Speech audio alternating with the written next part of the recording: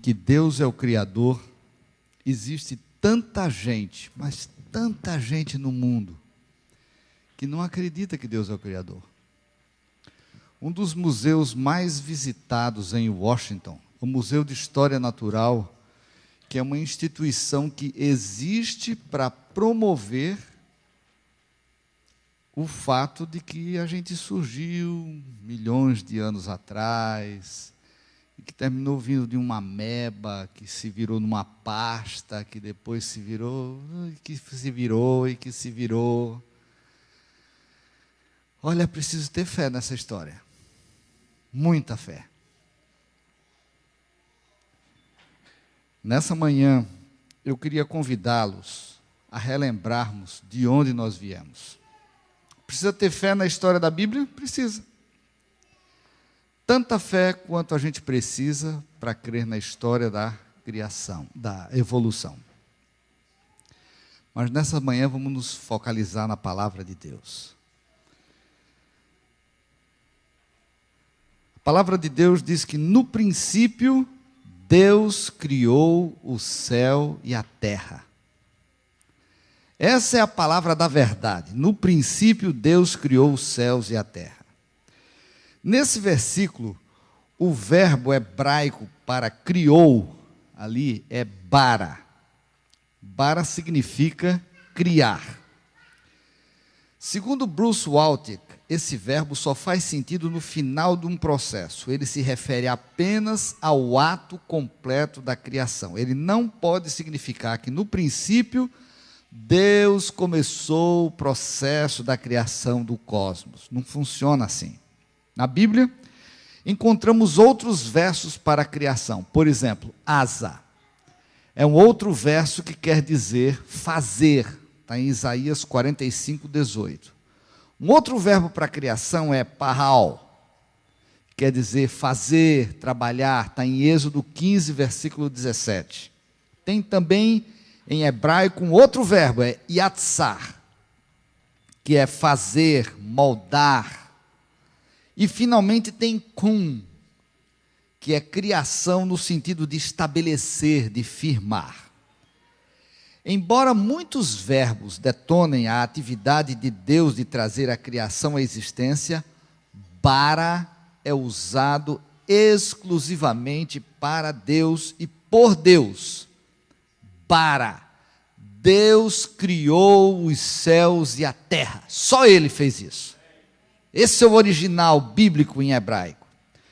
João, o discípulo amado, escreveu: no princípio era aquele que é a palavra. Ele estava com Deus e era Deus.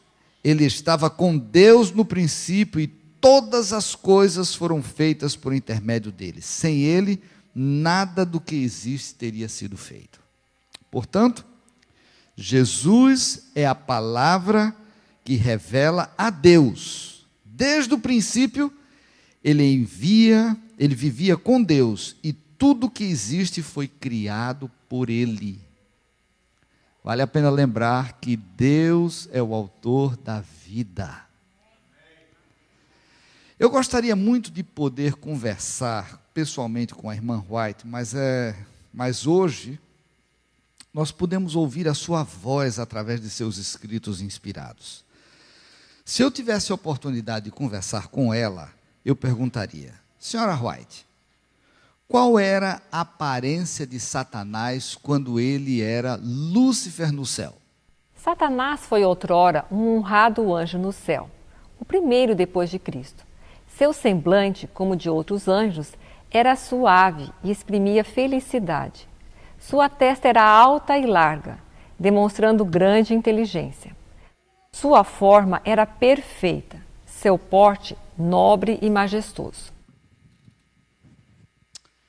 Obrigado, irmã White, mas me diga uma coisa, por que ele odiava tanto Jesus? Quando Deus disse a seu filho: façamos o homem à nossa imagem, Satanás teve ciúmes de Jesus. Ele desejava ser consultado sobre a formação do homem, e porque não o foi, encheu-se de inveja, ciúmes e ódio. Ele desejou receber no céu a mais alta honra, depois de Deus. Antes de nós continuarmos, senhora White, por favor, nos diga como era o céu antes da rebelião. Até então, todo o céu tinha estado em ordem, harmonia e perfeita sujeição ao governo de Deus. Foi o pecado máximo rebelar-se contra sua ordem e vontade. Todo o céu parecia estar em comoção. Os anjos foram dispostos em ordem, por companhias, cada divisão com o mais categorizado anjo à sua frente. E como é que isso aconteceu? Satanás, ambicionando exaltar-se a si mesmo e não desejando submeter-se à autoridade de Jesus, fazia insinuações contra o governo de Deus.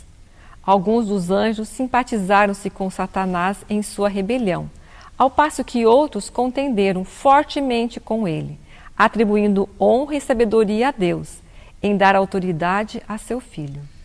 Referindo-se a Lúcifer, o profeta Ezequiel disse: você era inculpável, perfeito em seus caminhos desde o dia em que foi criado. Mais uma vez aqui, esse criado é Bara. Deus criou Lúcifer perfeito. Davi era imperfeito, mas após confessar o seu pecado com Betseba e receber o perdão completo, ele orou: cria em mim um coração puro, ó Deus. Mais uma vez, esse criar aí é Bara. A Nova Versão Internacional traduz cria em mim, mas o significado em hebraico, no original, é cria para mim um coração puro. Em outras palavras, eu preciso ser puro, eu sou imperfeito, mas por essa razão, Senhor, eu necessito a tua intervenção, ó Deus, criando em mim, recriando em mim outra vez. Por favor, usa o teu imenso poder para criar um novo coração em mim. Que oração essa oração de Davi, né? Que súplica! Deus ouviu a oração de um pecador imperfeito e recriou e restaurou Davi, fazendo dele um homem segundo o seu coração. Infelizmente, Lúcifer, criado perfeito, ele usou o seu livre-arbítrio para se rebelar contra o mesmo Deus. Mas, irmã White, então, o que é que aconteceu no céu? Será que foi só uma discussão? Houve controvérsia entre os anjos. Satanás e seus simpatizantes estavam lutando por reformar o governo de Deus. Desejavam perscrutar sua insondável sabedoria e descobrir o seu propósito em exaltar a Jesus e adotá-lo com tão ilimitado poder e comando. Eles se rebelaram contra a autoridade do Filho. Todo o exército celestial foi convocado para comparecer perante o Pai, a fim de que cada caso ficasse decidido. Aqui ficou decidido que Satanás seria expulso do céu, com todos os anjos que a ele se haviam unido em rebelião. Mas e aí, o que aconteceu? Houve então guerra no céu. Anjos se empenharam em batalha. Satanás desejava derrotar o Filho de Deus e os que estavam submissos à sua vontade. Mas os anjos bons e leais prevaleceram, e Satanás, com seus seguidores, foi expulso do céu. Veja bem, o grande conflito entre Satanás e Cristo começou quando Deus disse a seu Filho: façamos o homem à nossa imagem. Vocês sabiam disso? Viram a revelação da senhora White? Quando Deus disse, façamos o homem à nossa imagem, então ficou evidente a intriga entre Satanás e Cristo. Agora, eu compreendo por que é que Satanás odeia Jesus, o Criador. Porque ele odeia o sábado, que é o memorial da criação, e porque ele odeia as 3 mensagens angélicas, especialmente aquela que proclama que Deus é o Criador. Agora dá para a gente entender. Mas não é uma coincidência que quando a nossa igreja foi fundada, a teoria da evolução também estava surgindo. Charles Darwin publicou o livro A Origem das Espécies e muitos outros para reforçar a teoria da evolução no meio do século XIX. No entanto, a certeza de que guardamos o sábado como memorial de que Deus é o Criador está no nosso DNA. Nós somos adventistas do sétimo dia. Precisamos ter métodos criativos para anunciar a primeira mensagem angélica para o mundo. E é por isso que a Associação Geral está completamente envolvida no projeto da criação. O poder e a habilidade para criar vem de Deus. Ele nos inspira a criar novos métodos e ferramentas para cumprir a missão de proclamar as 3 mensagens angélicas. Satanás odeia a igreja que proclama o sábado. E ele odeia qualquer iniciativa para anunciar que Deus é o Criador. Mas apesar do ódio do inimigo de Deus, cada um de nós precisa proclamar as 3 mensagens angélicas, inclusive a mensagem da criação, porque a criação nos leva ao Criador. E Jesus não é apenas nosso Criador. Ele é o nosso sustentador, Ele é o nosso Salvador e Ele é o nosso Redentor. Aleluia! Nós surgimos das cinzas de um grande desapontamento em 1844. Mas, ao nos aproximarmos do tempo do fim, nós temos a certeza de um final glorioso. Agora, meus queridos, mais do que nunca, é o tempo de adorarmos e prestarmos culto ao verdadeiro Deus. Nós precisamos proclamar ao mundo essa verdade profética. Já é tempo de evitar uma compreensão passiva da mensagem do primeiro anjo.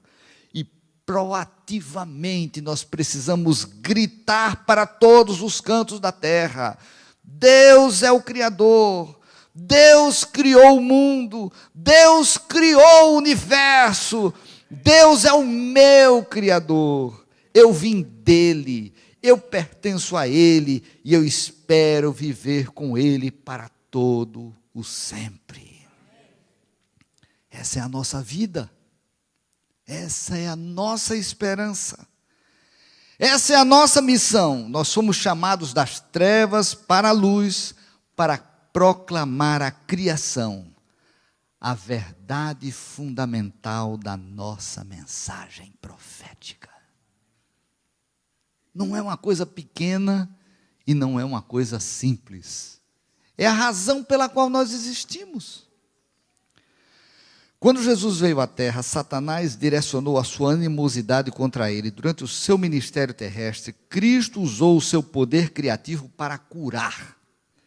Ele realizou milagres de maneiras muito criativas. Jesus abriu os olhos do cego cuspindo no chão e misturando a sua saliva com a terra. A terra, modelada nas mãos poderosas do Criador, abriu os olhos do cego. A terra que ele moldou para aquele homem cego foi a mesma matéria-prima que as mãos de Jesus usaram para criar Adão. Parou para pensar? Tomou do pó da terra e ali ele moldou Adão. Ele usa o mesmo processo para nos recriar. A água da vida, quando ligada a nós, o barro, é a matéria-prima para a sua modelagem criativa. Isaías disse: nós somos o barro, tu és o oleiro. Todos nós somos obra das tuas mãos. Já pararam para pensar que privilégio extraordinário que é isso? Não é pouco, não. Não foi por acidente que Jesus usou o barro e a terra para dar vista aos cegos. O pecado nos cegou e Jesus quer nos tocar e criar uma nova visão para a nossa vida. As mãos do Criador ainda desejam tocar, transformar e nos tornar novas criaturas. Que coisa é isso, né? Eu creio no toque de Deus. Ele tocou na minha vida e mudou o meu destino. Eu sei que Ele também tocou a sua vida e fez de você uma nova criatura. É por isso que todos nós hoje estamos aqui na casa de Deus. Mais que tocar, Jesus também realizou seus milagres através da fala. Foi do mesmo modo que Ele criou o mundo quando disse: haja luz. O que aconteceu? E houve luz. Ele falou e as coisas vieram à existência. Pelo poder da sua palavra, Ele transformou água em vinho. Ele acalmou a tempestade. Por 2 vezes realizou o milagre da pesca. Pelo poder da sua palavra, Ele libertou o homem endemoniado e curou muitas pessoas. O paralítico de Betesda, o homem paralítico, a pessoa com a mão mirrada, o servo do centurião, o homem possesso de Gadara, o cego de nascença, a filha endemoniada da cananita, o filho do oficial romano, os 10 leprosos e tantos outros. Que palavra poderosa! E tem mais, por sua palavra, a figueira foi amaldiçoada e Lázaro, ressuscitado dos mortos após 4 dias na sepultura. Palavra maravilhosa. Quando Jesus bradou em alta voz: Lázaro, venha para fora. Diz o apóstolo João: o morto saiu. É essa palavra que a gente segue. É esse poder que nos criou. É dele que nós viemos. Essa foi a mesma voz que no princípio disse: façamos o homem à nossa imagem, conforme a nossa semelhança. A mesma ordem criou vida do nada, usando os elementos escolhidos por Deus. Em Salmo 33, versículo 6, diz que mediante a palavra do Senhor, os céus foram feitos.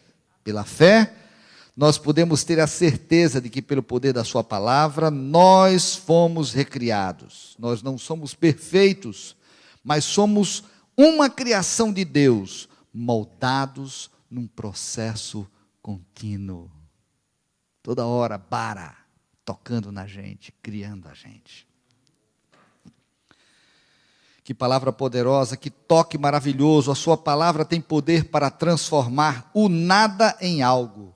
A sua palavra transforma vidas. Pelo poder da sua palavra, maridos agressores tornam-se pessoas amorosas. Eu tenho servido o Senhor através do Ministério da Música por quase 50 anos. Por meio de inspiração e transpiração, Deus me deu canções, poemas, melodias e harmonias que tocaram a vida de milhares de pessoas. Eu já testifiquei o poder do Espírito Santo usando essas ferramentas para animar, transformar e confirmar a fé de milhares de pessoas. Se Deus pode inspirar a música que eu criei, eu não tenho dúvida que o seu poder criativo é capaz de transformar o caos em qualquer coisa que Ele deseje. Não tenho dúvida disso. E Ele pode ser bem rápido ao fazer isso. Há músicas que eu levei 15 anos para terminar, mas um dos hinos mais poderosos que o Senhor me deu, eu escrevi em apenas 15 minutos. Eu não sei porque que muitas pessoas têm dificuldade de crer que o mundo foi criado em 6 dias. Se observarmos com atenção a vida e o ministério de Jesus, nós vamos ver muitas similaridades entre o processo de criação e o processo de recriação. Por favor, não tente limitar o nosso grande Deus à sua compreensão humana de tempo e de tarefa. Não faça isso, porque isso não vai funcionar. Não tente isso. Pelo poder da sua palavra, pelo poder do seu toque, ele pode criar uma vida no útero de uma mãe e pode transformar um viciado em drogas em 1 segundo. Tente explicar o que aconteceu com Maria Madalena. Pela lógica humana e explicação evolucionista, deveria ter levado milhões de anos para que ela fosse transformada no que ela era, para aquilo que ela se tornou. Mas pelo poder da palavra de Deus, após ele ter dito, vá e não peques mais, ela foi recriada. Bara. Louvado seja Deus. Ela se tornou uma nova criatura completamente restaurada pelo poder de Jesus. E é disso que eu estou falando. Ele é o mesmo Jesus. Se vivemos pela fé, nós desfrutamos da comunhão com o Criador do universo em uma dimensão incrível. Que privilégio. Estava vendo nos momentos de louvor, pastor, a gente cantando em louvor a Deus, totalmente conectado com Ele. Simples assim, abrir o coração em louvor e o nosso coração ligado no coração dele. Orando e ele ouvindo, atendendo as nossas preces. Que coisa! Gente, Deus não precisa de tempo para criar, sabia? Ele poderia ter criado o mundo todo com apenas uma palavra. Mas ele decidiu criar em 6 dias literais e descansar no 7º dia, fazendo com que ele fosse santo, abençoado e restaurador. O que tem de errado nisso? Ele é Deus. Ele pode fazer o que ele quiser. Eu tenho fé nele e eu creio nele. Eu estou enraizado em sua palavra. Para mim, 1 semana foi tempo mais do que suficiente para ele fazer o que ele fez. Deixa eu fazer para você um resumo do que a gente está falando aqui. Eu confio na palavra de Deus e no seu poder criativo, porque o mesmo Jesus que criou o mundo e os seres humanos pelo poder da sua palavra e do seu toque, era a palavra que se tornou carne e nós vimos a sua glória, a glória como do unigênito vindo do Pai. Porque ele usou as suas palavras e tocou, ele curou, transformou e criou um novo amanhã para as pessoas. Ele deu esperança e eu tenho fé e confiança que um dia, com a voz do arcanjo, os mortos em Cristo ressuscitarão primeiro. O mesmo poder que deu vida é capaz de recriar uma nova vida. Essa é a nossa esperança. Vocês estão começando a entender a importância de ter dentro do coração a certeza de que Deus é o Criador? Se a gente perde isso, a gente perde a razão da esperança, a gente perde a esperança da ressurreição, a gente fica na dúvida se o milagre da transformação pode nos alcançar e se nós podemos ser agentes para transformar vidas pelo poder do Espírito Santo.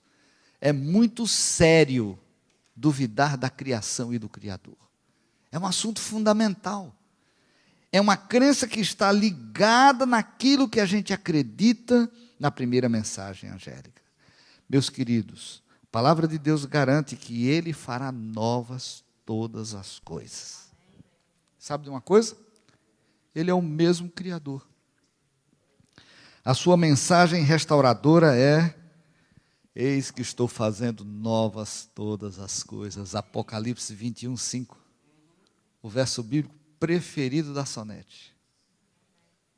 Ele promete que vai recriar e fazer novo tudo aquilo que existe nesse mundo.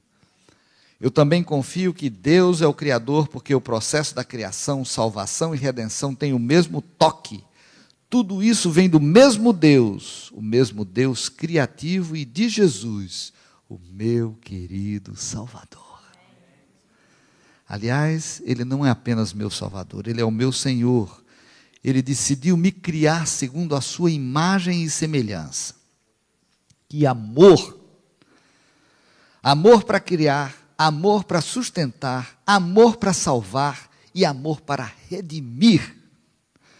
A criação está ligada ao amor, que é a essência do seu Criador, e a fé me leva à esperança.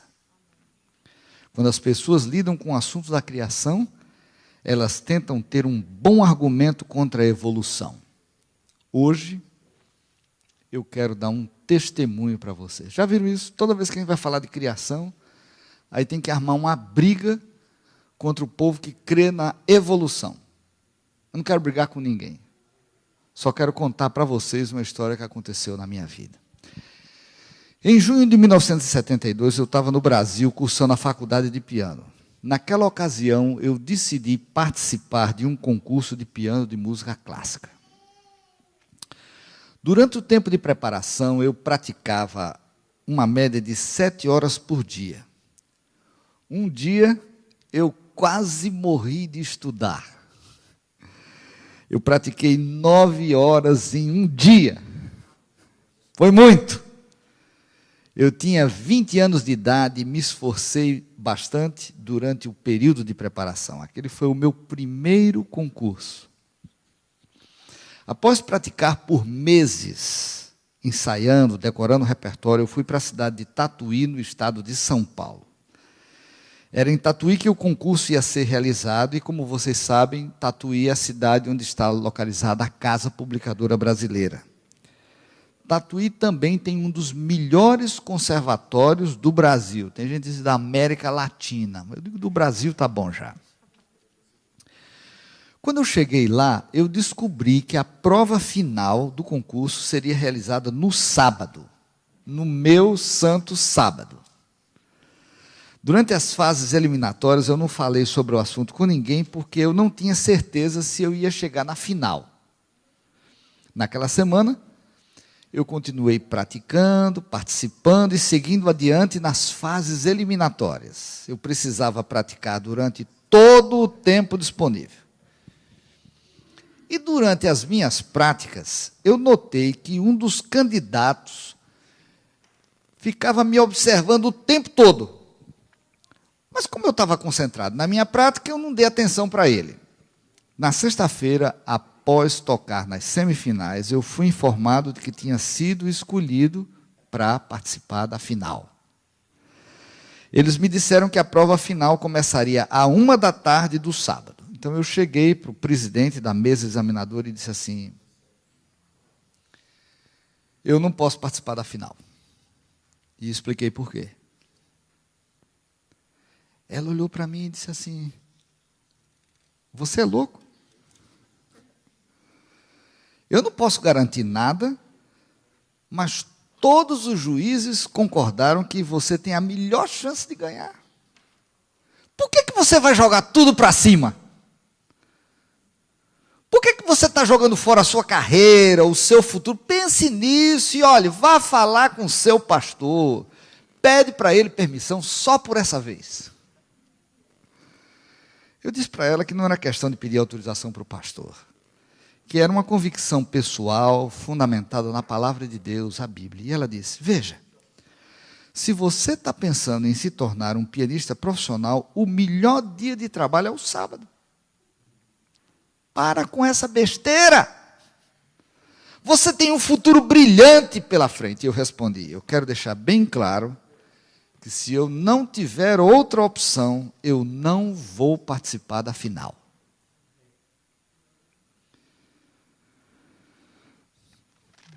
Quando ela viu que eu estava seguro e que meu pedido estava firmemente enraizado em uma convicção pessoal de obediência a Deus, ela me olhou e disse: e aí, o que é que você quer que eu faça? Eu respondi: eu não sei, mas o meu sábado termina ao pôr do sol. Naquela época do ano, o sol estava se pondo às 5h30 da tarde. Então ela disse: tá bem, deixa eu ver o que é que nós podemos fazer. Mas eu já vou logo dizendo que nós não vamos ficar esperando o seu sábado acabar. Nós vamos seguir. Se o seu programa for longo, nós vamos seguir. Se o programa for longo o suficiente até o final do sábado, então você pode vir tocar para a banca. Então eu disse, olha, eu vou estar aqui no final do meu sábado. Vamos ver o que é que vai acontecer. Eu não sabia, mas durante a minha prática de piano, o candidato que estava me observando percebeu que eu tinha cometido um engano na seleção do meu repertório. Ele não falou nada. Ele só me observava. Quando chegou o sábado à tarde, todo mundo perguntou, onde é que está o Williams? Cadê o Williams? Eu estava no meu quarto do hotel lendo o capítulo final do livro O Grande Conflito. Durante as semanas anteriores, eu fui muito inspirado lendo esse livro fascinante. Pela primeira vez, após o almoço do sábado, eu li sobre a nova Jerusalém descendo sobre a terra. A ressurreição dos ímpios. A tentativa final de Satanás de atacar a cidade. A revelação de todos os atos deles.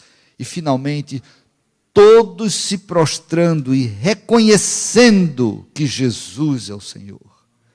Logo, fogo vindo do céu, destruição final, a nova terra e a vida eterna.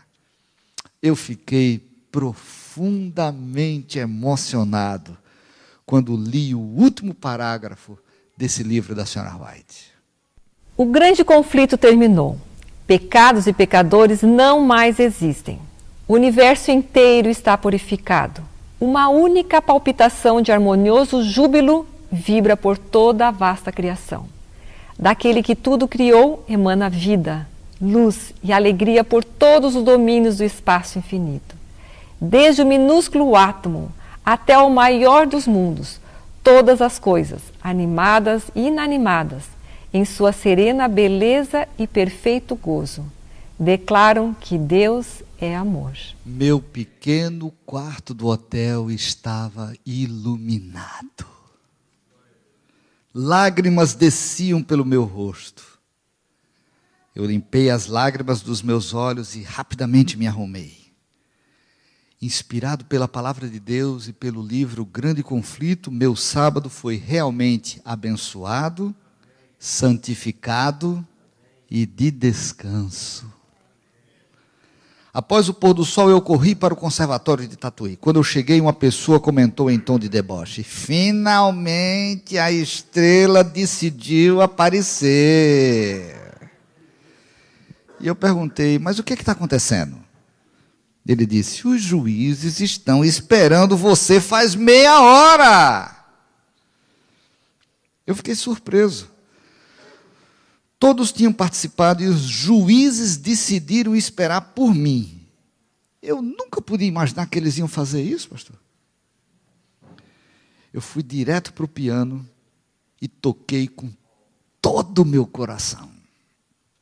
No final, todos aplaudiram, inclusive os juízes. De repente, antes que a comissão julgadora saísse para tomar a decisão final, o candidato que ficava observando a minha prática, ele se levantou e disse: eu tenho a impressão que o William está desclassificado. Imediatamente a sala ficou em silêncio. Todos estavam surpresos. O regulamento deixa claro que os participantes não podem tocar duas composições do mesmo compositor brasileiro, e o Williams tocou duas composições de Villa-Lobos. Ele está desclassificado. As suas palavras criaram um constrangimento profundo em todos, inclusive nos juízes. Eu fui pego de surpresa. Como é que eu poderia ter cometido um erro desse? Nesse momento, a presidente da mesa julgadora levantou e disse: é verdade que tocar duas composições do mesmo compositor brasileiro é contra o regulamento. Teoricamente, você está desclassificado. Mas se em meia hora você tocar de cor outra composição de outro compositor brasileiro, nós vamos voltar aqui e ouvir a sua apresentação. E, por favor, essa música não pode ser uma de suas composições. Eu não sabia o que fazer. Não me lembrava de nenhuma outra música de outro compositor brasileiro, e a gente não decora música clássica assim tão rápido. O que eu devia fazer com essa nova oportunidade, com essa nova chance? Eu pensei, Senhor, por favor, me ajuda. De repente, o diretor regional de cultura me procurou e disse assim, eu sou compositor e eu tenho uma composição aqui. Se você decorar em meia hora, você ainda tem uma chance. Eu agradeci a ele e disse, ok, vamos tentar.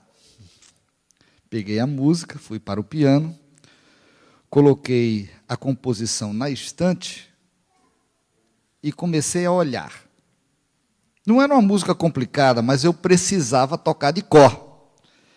Ela tinha 2 páginas e eu cuidadosamente li toda a música sem tocar nada, só lendo. O compositor estava do meu lado, meio nervoso, desesperado, disse assim, você não vai começar a tocar? O tempo está voando. Eu respondi, espera um pouco, eu vou tocar já já. Eu, na verdade, estava tentando decorar a música antes de começar a tocar. Após alguns minutos, ele diz assim, por favor, toca. O tempo está correndo e você só tem 20 minutos. Você é louco? Calmamente eu li toda a música e só então eu comecei a tocar pela primeira vez. Quando terminei a minha primeira leitura, ele disse assim, ficou linda. Mas você tem certeza de que vai conseguir decorar essa música? Eu respondi que ia tentar, né? Toquei a partitura pela segunda vez e só restavam 10 minutos. Depois de tocar pela segunda vez, eu virei para ele e disse assim, por favor, segura a partitura e veja quanto eu já consegui decorar. O compositor segurou a música e eu toquei a metade da primeira página. Eu me esqueci de um pedacinho, daí eu olhei a partitura e comecei a tocar de novo. Só faltavam 2 minutos para expirar o prazo. Daí eu me esqueci de um outro pedacinho, olhei de novo, onde é que eu tinha errado, então eu disse para ele, olha, eu não tenho nada a perder, vamos tentar. O compositor fechou a música e eu entrei no auditório e disse assim, eu tenho outra composição. A diretora da mesa perguntou, e quem é o autor? Eu disse a ela, e ela perguntou, onde é que está a partitura? O compositor veio e deu a música para os juízes. E daí eu comecei a tocar. E toquei aquela música sem cometer nenhum erro. Nenhum. Quando eu terminei a minha apresentação, a presidente da mesa examinadora estava chorando. E ela disse assim, eu nunca vi uma coisa assim. E eu gostaria de aproveitar para informar a todos que o Williams é o vencedor do concurso.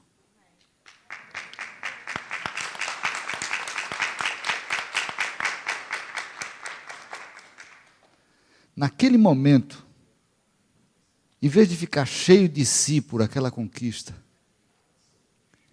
eu humildemente pensei comigo, meu pai, eu não acredito que isso acabou de acontecer. Como é que alguém consegue decorar 2 páginas de uma composição clássica em meia hora? Eu não acreditava que eu tinha conseguido, sinceramente. Mas lá no fundo do meu coração, eu tinha certeza que Deus estava me abençoando de uma maneira muito especial. Ele fez questão de honrar um guardador do sábado, que estava disposto a desistir de um concurso de piano para obedecer à sua suprema vontade. Deus foi glorificado, meus queridos. Deus foi honrado, porque todos souberam que a pessoa que venceu um concurso era um fiel, obediente a Deus e que vivia para seguir a sua vontade em primeiro lugar. E eu quero dizer para vocês, se você tem dúvida, Deus é fiel.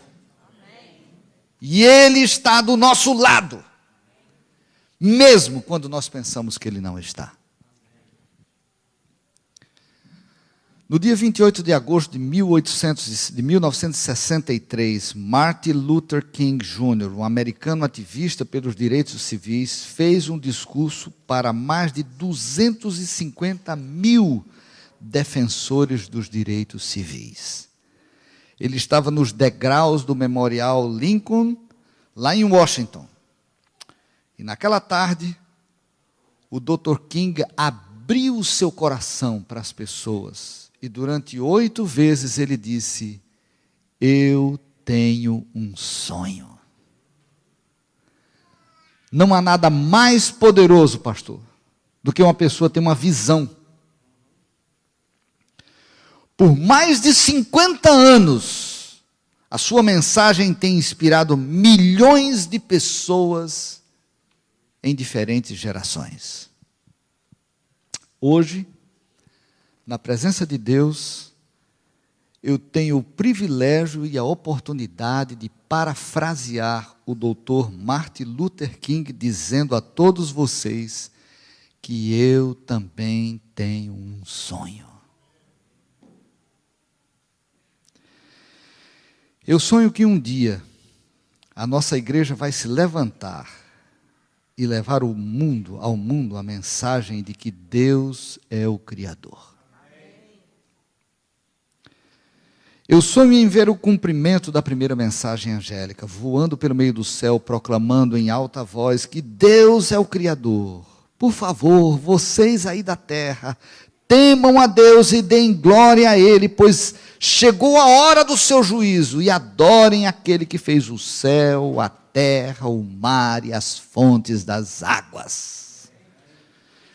Eu sonho que o Evangelho eterno e a mensagem da criação será pregada a todos os que habitam na terra, e a toda nação, e tribo, e língua, e povo, todos. Eu tenho um sonho hoje, o sonho de que um dia todo vale será exaltado e todas as montanhas e encostas serão niveladas. Eu sonho que os lugares ásperos serão aplainados e os lugares tortuosos serão endireitados, e a glória do Senhor será revelada e todos estaremos juntos, porque essa é a nossa esperança e essa é a nossa fé. Eu tenho fé e a esperança de que Deus destruirá a morte para sempre. O soberano Senhor enxugará as lágrimas de todo o rosto. Sim, eu tenho um sonho. Eu tenho um sonho de que um dia todos nós vamos ver uma nuvem no céu. E à medida que essa nuvem for ficando cada vez mais perto,